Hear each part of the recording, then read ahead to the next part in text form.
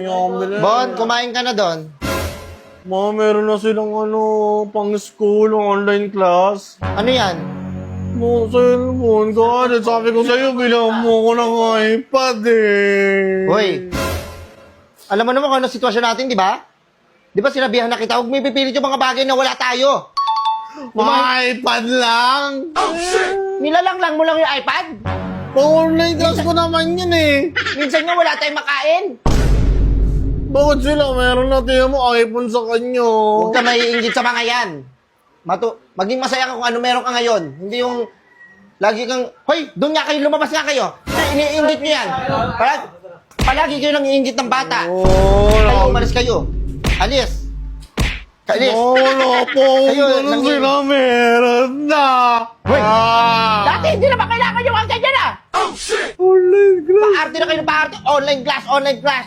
Dati online rambulan lang kami. Dati wala mong cellphone. Nagsusunod kami, papel, dahon. Yung iPad ka ba? Ayun yung kailangan ngayon eh. Ano ka, laki ka ba sa layaw? Laki sa layaw, Jepoy. Jeprox Jeprox yun. ba yun? Jepoy. Hindi na, gusto ko lang ipantindi sa'yo kasi alam mo naman yung buhay natin, di ba? Buti ba kung marami akong pera, pwede kita ibilin eh. Kahit ibili pa kita ng yung tangki ng eh. Tagal ko na kasi pinapabili sa'yo. Sinabi ko na sa'yo dati pa eh. Kaya kami meron akong pera! Meron kami natago!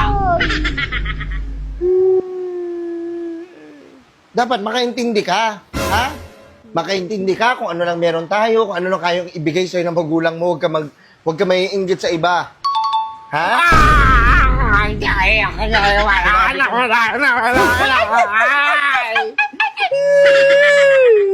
Tita, may wifi po kayo? Sorry. Meron ka na kayo wifi?